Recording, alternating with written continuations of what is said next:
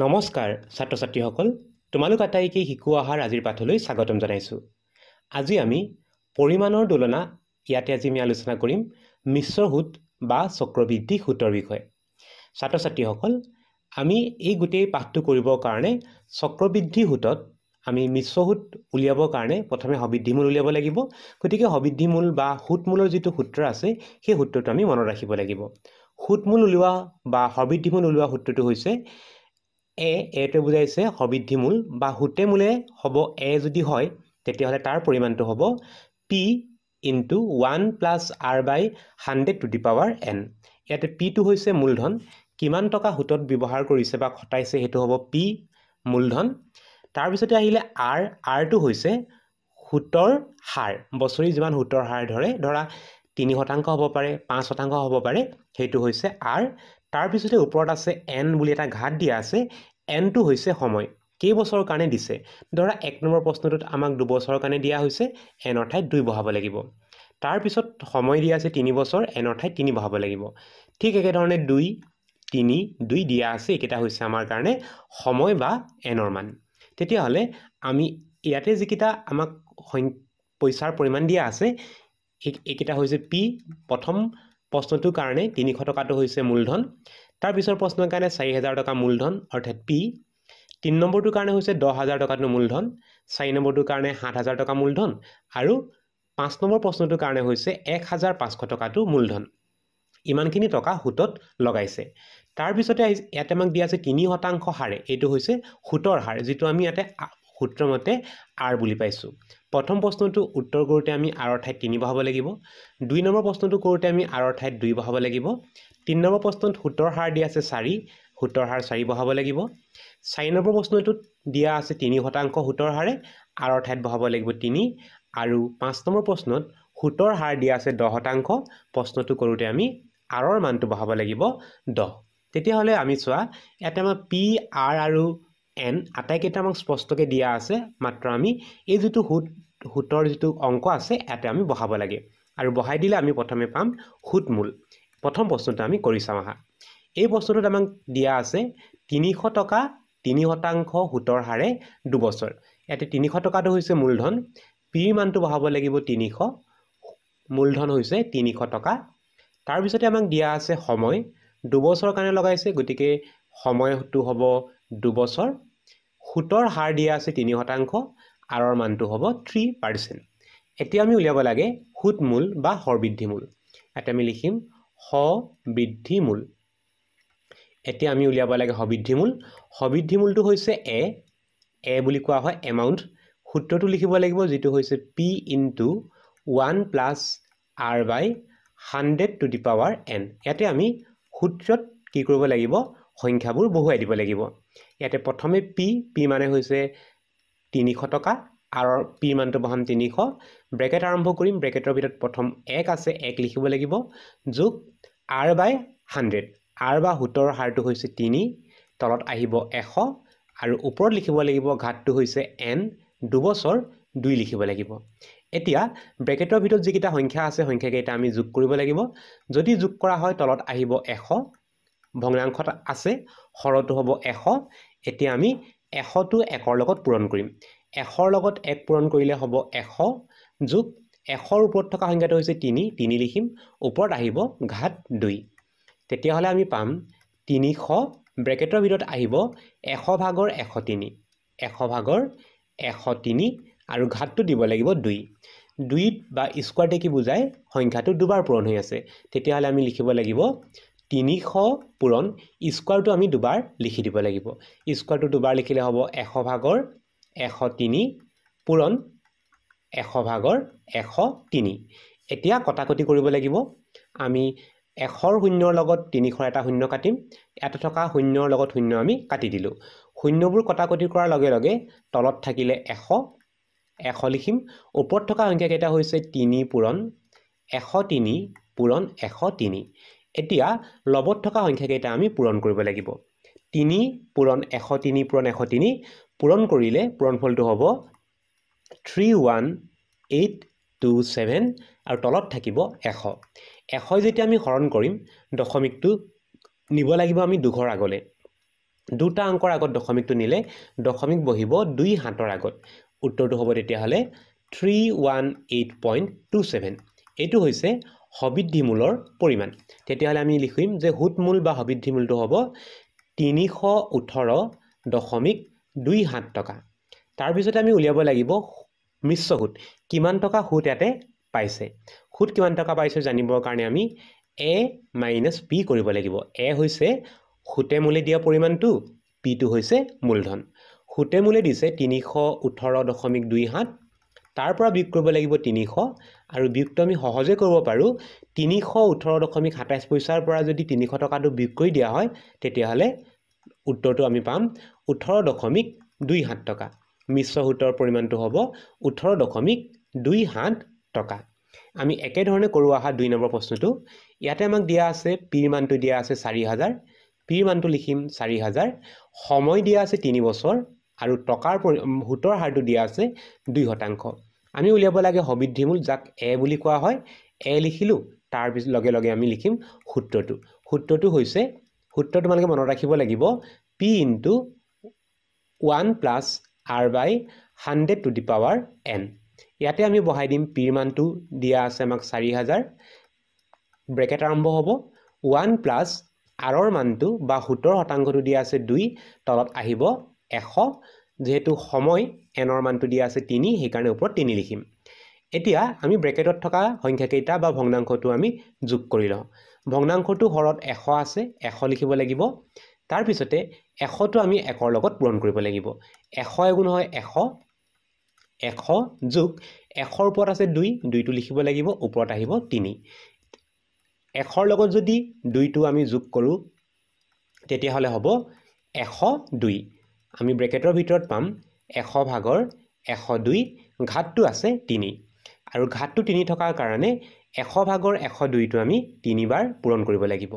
কাৰ হতে পূৰণ কৰিব লাগিব 4000 ৰ হতে 4000 পূৰণ 100 ভাগৰ 102 পূৰণ 100 ভাগৰ 102 পূৰণ 100 ভাগৰ 102 এতিয়া কটাকটি কৰিবৰ কাৰণে আমি 100 শূন্য 4000 শূন্য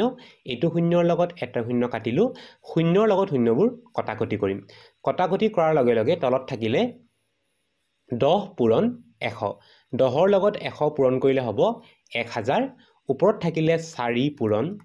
102 পূৰণ 102 পূৰণ 102 যদি পূৰণ কৰা হয় লবকেইটা যদি পূৰণ কৰা হয় পূৰণ কৰিলে আমি পূৰণফলটো পাম 4244832 আৰু তলত থকা সংখ্যাটো হৈছে 1000 আৰু 1000 এ যেতিয়া হৰণ কৰা হয় দশমিকটো যাব তিনিটা অংকৰ আগলৈ কাৰণ 1000 কি কৰি দেখিবলৈ পাইছো তিনিটা শূন্য আছে আৰু হৰণ কৰিলে দশমিক তিনিটা অংকৰ আগলৈ লৈ যাব লাগিব তিনিটা অংকৰ আগলৈ নিলে উত্তৰটো হ'ব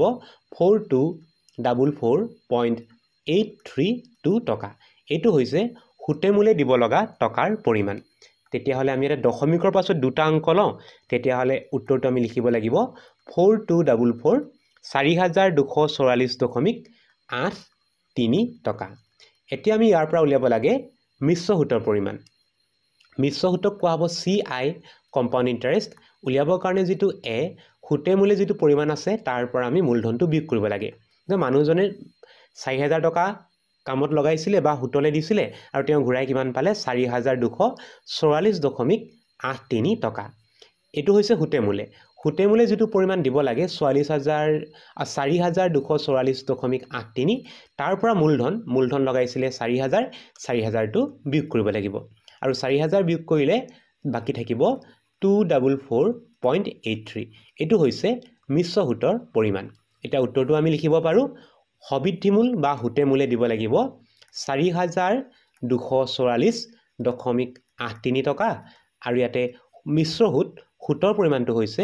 244.83 টকা এবাৰ আমি চাওঁ আহা 3 নম্বৰ প্ৰশ্নটো একে ধৰণে আমি কৰিব লাগিব প্ৰথমে আমি মূলধন সময় আৰু সুতটো কি দিয়া আছে লিখি লওঁ ইয়াতে দিয়া আছে 10000 টকা হ'ব মূলধনটো হ'ব 10000 টকা সময় দিয়া আছে 2 বছৰ আৰু সুতৰ হাৰটো হৈছে 4% এতিয়া উলিয়াব লাগে হবিদ্ধিমূল যাক a আখৰে বুজোৱা হয় এটো হ'ব p * 1 + r/100 to the power n আমি ইয়াতে সংখ্যাকেইটা বহুৱাই দিওঁ পিৰ মানটো হৈছে 1000 নহয় 10000 হয় 10000 লিখিব লাগিব ব্ৰেকেট আৰম্ভ হ'ব ব্ৰেকেটৰ ভিতৰত থাকিব 1 প্লাছ r 70% হৈছে 4 তলত আহিব 100 আৰু সময় 2 বছৰ হোৱাৰ কাৰণে 2 লিখিব লাগিব এতিয়া ব্ৰেকেটৰ ভিতৰত থকা সংখ্যাকেইটা আমি যোগ কৰিব লাগে যোগ যদি কৰোঁ হৰত আছে 100 লিখিব লাগিব লগত আমি 100 লগত 1 টো পূৰণ কৰিম 100 গুণ হ'ব 100 যোগ 4 ওপৰত আহিব 2 এতিয়া আমি যদি যোগ কৰোঁ ব্ৰেকেটৰ ভিতৰত থকা সংখ্যাকেইটা যদি যোগ কৰোঁ তলত আহিব 100 আৰু ওপৰত পাম আমি 104 ওপৰত থাকিব ঘাত 2 ঘাত 2 টোৱে সংখ্যাটো আমাক দুবাৰ পূৰণ কৰিবলৈ কয় তেতিয়াহ'লে আমি দুবাৰ পূৰণত লিখিব লাগিব 10000 পূৰণ 100 ভাগৰ 104 পূৰণ 100 ভাগৰ 104 এতিয়া আমি শূন্যবোৰ কটাকটি কৰি দিওঁ 100 দুটা শূন্য আছে 10000 দুটা শূন্য কাটি দিম তাৰ পিছৰ 100 দুটা শূন্যৰ লগত 10000 থকা বাকি দুটা শূন্য কাটি দিলোঁ কটাকটি কৰাৰ লগে লগে তলত কোনো সংখ্যা নাই ওপৰত আহিলে 104 পূৰণ 104 104 লগত যদি 104 পূৰণ কৰা হয় পূৰণ কৰিলে উত্তৰটো হ'ব 10816 10800 টো হ'ব সবিদ্ধিমূলৰ পৰিমাণ ইয়াতে আমি সবিদ্ধিমূল পালোঁ এতিয়া উলিয়াম আমি কম্পাউণ্ড ইণ্টাৰেষ্ট বা মিশ্ৰ সুতটো উলিয়াবৰ কাৰণে সুতেমূলে যিমান দিছে তাৰ পৰা পিটো বিয়োগ কৰিব লাগিব সুতেমূলে দিব লগা হৈছে 10816 তাৰ পৰা মূলধন 10000 টো বিয়োগ কৰিব লাগিব 10816 ৰ পৰা 10000 বিয়োগ কৰিলে হ'ব 816 এইটো হৈছে মিশ্ৰ সুতৰ পৰিমাণ গতিকে উত্তৰটো আমি পাই গ'লো সুতেমূলে দিব লাগিব 10816 টকা আৰু ইয়াতে সুতৰ পৰিমাণটো বেছিকৈ দিব লগা পৰিমাণটো হৈছে 816 টকা 4 নম্বৰ প্ৰশ্নটোত আমাক দিয়া আছে 7000 টকা মূলধনৰ পৰিমাণটো আমি লিখিব লাগিব 7000 টকা তাৰ লগতে দিয়া আছে সময় 3 বছৰৰ কাৰণে পইচাটো ব্যৱহাৰ কৰিছে গতিকে সময়ত লিখিব লাগিব 3 বছৰ সময়ত লিখিব লাগিব 3 বছৰ সুতৰ হাৰটো দিয়া আছে 3% আৰৰ ভ্যালুটো 3% এতিয়া উলিয়াব লাগে সবিদ্ধিমূল সুতেমূলে উলিয়াব লাগে এমাউণ্টটো উলিয়াব লাগে a ইকুৱেল টু হ'ব p into 1 plus r by 100 to the power n ইয়াতে মানকেইটা বহুৱাম p মানটো দিয়া আছে 7000 ব্ৰেকেটটো আৰম্ভ হ'ব 1 প্লাছ r ৰ মানটো দিয়া আছে 3 বাই 100 টু দি পাৱাৰ n সময়টো 3 বছৰ হোৱাৰ কাৰণে 3 লিখিব লাগিব এতিয়া ব্ৰেকেটৰ ভিতৰত থকা সংখ্যাকেইটা আমি যোগ কৰিব লাগিব তেতিয়া 7000 ব্ৰেকেটৰ ভিতৰত আছে ভগ্নাংশ আছে গতিকে হৰটো 100 হ'ব 100 লগত 1 টো পূৰণ কৰিলে হ'ব 100 যোগ হ'ব 3 ঘাতটো আছে 3 এতিয়া ব্ৰেকেটৰ ভিতৰত থকা সংখ্যাকেইটা আমি যোগ কৰি দিম যোগ কৰিলে ব্ৰেকেটৰ ভিতৰত আহিব 100 ভাগৰ 103 আৰু ঘাতটো আছে 3 আৰু ঘাতটো 3 থকাৰ কাৰণে আমি যেটো 100 ভাগৰ 103 পালো 3 বাৰ পূৰণ কৰিব লাগিব 7000 পূৰণ 100 ভাগৰ 103 পূৰণ 100 ভাগৰ 103 পূৰণ 100 ভাগৰ 103 কটাকটি কৰিব লাগিব দুটা শূন্যৰ লগত 7000 দুটা শূন্য কাটিলো আৰু এটা শূন্য আছে সেই শূন্যৰ লগত 100 এটা শূন্য কাটি দিলো কটাকটি কৰাৰ পাছত তলত থাকিলে 100 আৰু 10 100 লগত 10 পূৰণ কৰিলে হ'ব 1000 হৰত পাম আমি 1000 লগত থাকিলে 7 পূৰণ 103 পূৰণ 103 পূৰণ 103 পূৰণ কৰিব লাগিব হৰটো আমি লিখিলো হৰটো পালো আমি 1000 আৰু লগত যদি আমি পূৰণ কৰো পূৰণ কৰিলে আমি পাম 7649089 আমি লগত পালো এইটো সংখ্যা আৰু 1000 যেতিয়া হৰণ কৰিম 1000 হৰণ কৰিলে আমি দশমিকটো তিনিটা অংকৰ আগলৈ নিব লাগিব তিনিটা অংকৰ আগত যদি লৈ যোৱা হয় তেতিয়াহলে আমি পাম 7649.089 আৰু দশমিকৰ পাছত দুটা অংক লিখিলে আমি লিখিম 7649.09 টকা এইটো হৈছে তেওঁ হুতেমূলে দিব লগা টকাৰ পৰিমাণ এতিয়া উলিয়াব লাগিব আমি মিশ্ৰ সুত উলিয়াবৰ কাৰণে আমি যেটো সবিদ্ধিমূল এৰ পৰা আমি পিটো বিয়োগ কৰিব লাগিব এটো হৈছে 7649.09 তাৰ পৰা মূলধনটো বিয়োগ কৰিব লাগিব 7000 আৰু বিয়োগ কৰি দিলে আমি উত্তৰটো পাম 649.09 টকা এইটো হৈছে মিশ্ৰ সুতৰ পৰিমাণ তেতিয়াহলে এই প্ৰশ্নটোত আমি সবিদ্ধিমূলৰ পৰিমাণটো পালো 7649.09 টকা আৰু ইয়াতে সুতৰ পৰিমাণটো বা বেছিকৈ দিব লগা টকাৰ পৰিমাণটো হৈছে 649.09 টকা। ছাত্ৰ ছাত্ৰীসকল আজিৰ পাঠটি ইমানেই আছিল। তোমালোকে এনেকুৱা যিমান অংক থাকে মিশ্ৰ সূত্ৰৰ অংকবোৰ এই সূত্ৰটো ব্যৱহাৰ কৰি এনেধৰণে কৰিব লাগিব। আজিৰ পাঠটি ইমানতে সামৰিছোঁ। নতুন এটি পাঠৰ আলোচনাৰ সৈতে তোমালোকক পুনৰ লগ পাম বুলি আশা ৰাখিলোঁ। নমস্কাৰ।